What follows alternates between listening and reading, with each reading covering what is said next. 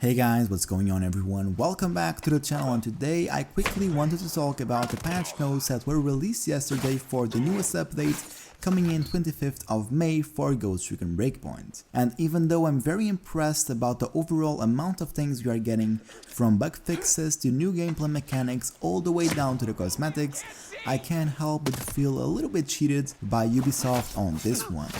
Not even 24 hours ago, I was praising them for finally listening to the community for adding those so requested cosmetic items, and I'm not just talking about the gas mask with helmets or the ghillie hoods, but also the skull balaclava, the new crime precision pants and combat shirts, the very requested rolled up sleeves combat shirts, and just overall the insane amount of new cosmetics and content that we're finally getting in this new update.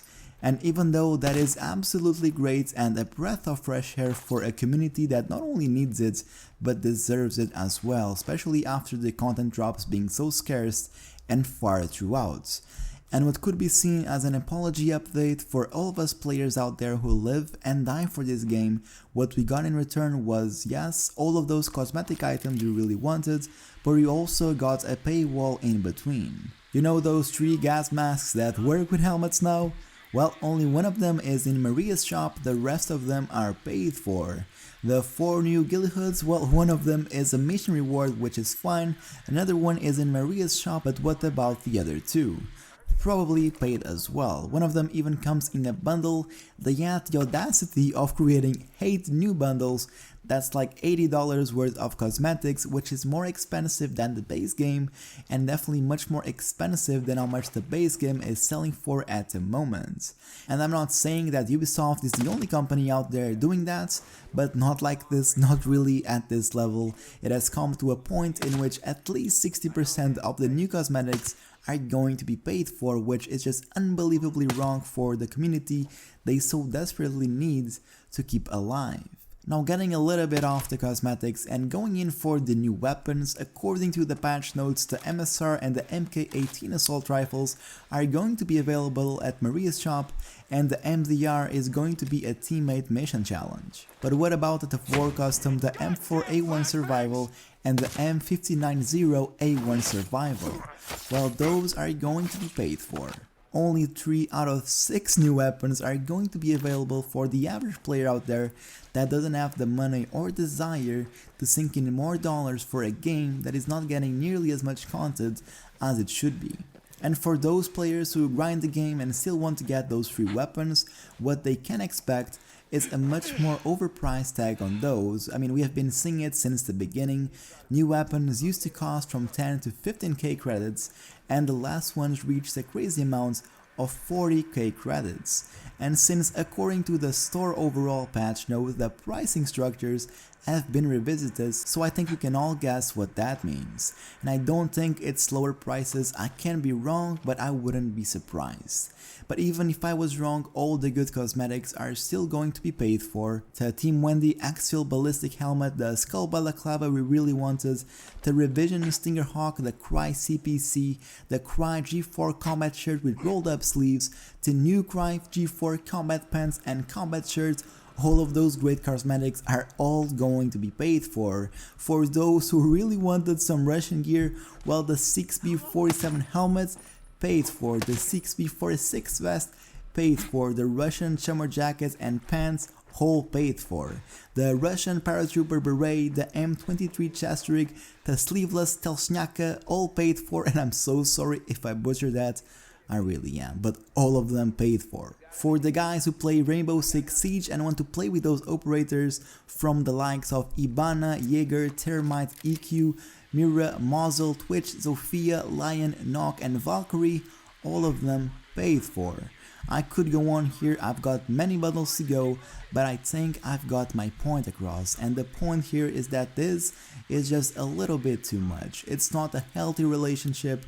We are giving a lot more of ourselves, but not really receiving anything in return. But I guess we can color the Bodark DLC items now, which was like 6 months ago, so that was pretty fast. Oh, and did I mention that the ghillie hoods are actually going to be in the face mask section of the customization menu and not as a different clothing piece or even as an headgear. So never mind using a balaclava and probably not even hair protection, it's just not going to work. And according to Ubisoft, this is happening because of clipping issues, which is fine, I get that, but weren't you having those same clipping issues 18 months ago when the game released? I mean, what is going on here? I can definitely understand that from a development perspective, since Breakpoint really failed, Ubisoft must have definitely took a lot of hands off the game and invested them somewhere else, and now they're just trying to make up for their losses with all of these paid cosmetics. And it will work. I'm still going to buy them because I don't want to look like a retard without a ghillie hood, but that doesn't mean I'm happy about it, because I'm not. And even some of these bug fixes are just completely missing the point. The audio bug fixes, for example, they fixed an issue where animal sounds were missing. Okay, they also fixed an issue where combat music will keep playing after being killed. Alright, but what about the game-breaking audio bug that happens when you go underground or just generally in certain areas in the game where the audio gets completely cut off? It's game-breaking at its finest. So no footsteps, no reload animations audio, not even gunfire can be heard, but man, at least now I can hear the cows mooing. And you might mistake in this video as a rant, even though it kinda is, and say I'm just ungrateful and I should go out there and play some other games, which you're probably right, but I still think this is a little bit overkill. And I already know that there's going to be people saying that Wildlands paid cosmetics were even worse because of the crates mechanic, which is pretty much a gamble you take with your own money. I agree, but the thing about Wildlands is that you don't need those cosmetic items because the game is great and the story is amazing.